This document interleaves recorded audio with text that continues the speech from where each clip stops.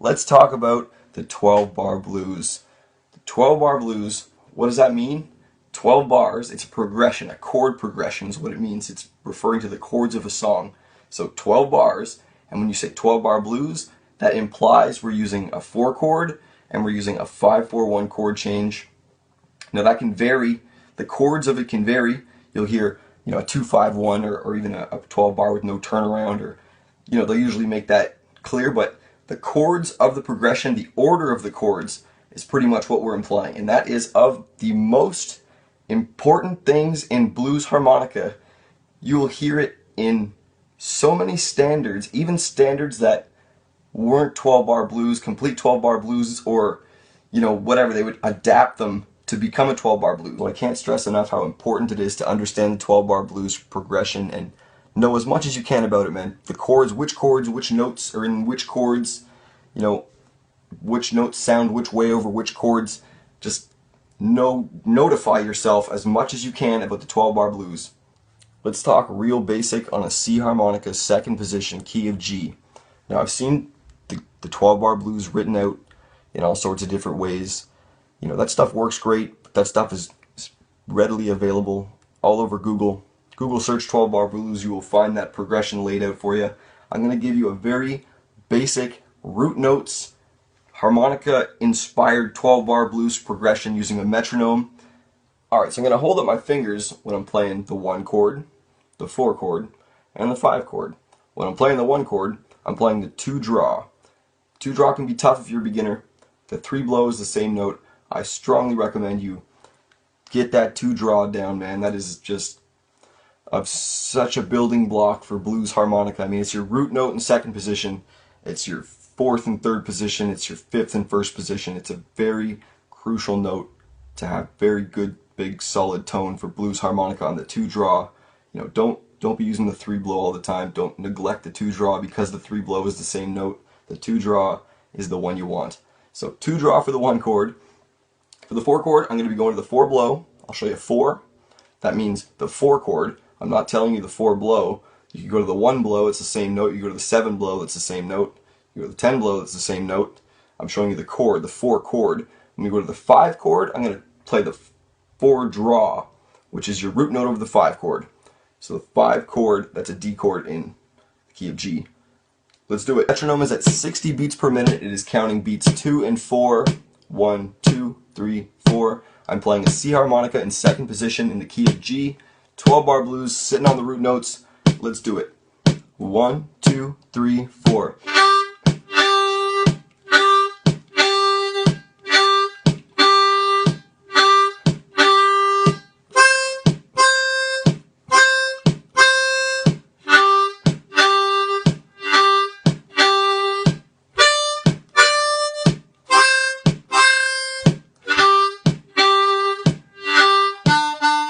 So that can sound pretty basic, pretty empty, a lot of space to fill in there. So let's go back a few videos to that beginner rhythm exercise. Let's put them together. Wherever that's appropriate, we'll stick those chords in to fill up the sound. Here we go. 1, 2, 3, 4.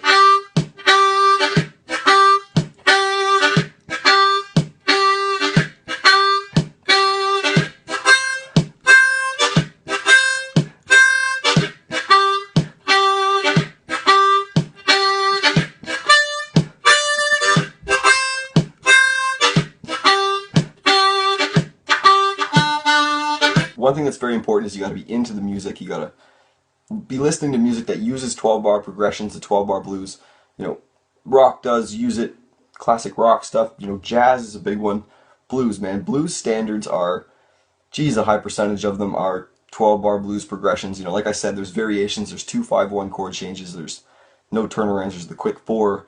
There's all sorts of variations, but that standard 12 bar blues progression with the 4 chord, the 5-4-1 chord change, and the 5 chord turnaround, that is your foundation, man. You should know that thing inside and out. I mentioned earlier about tunes that have been adapted to become 12 bar blues, and I think that's partially because of improvising. You get so familiar with the chords that your licks become so adapted to that chord change, and it can be difficult to branch out after that. I found it difficult to start changing more with the 2-5-1 chord change, you know, like Dennis Grunling style. That's getting a little more advanced, but it's that 4-chord 5-4-1 chord change is what you got to familiarize yourself to death with. Like Little Walter's My Babe, that is a 16-bar progression until they get to the heartbreak, and then it becomes a 12-bar progression.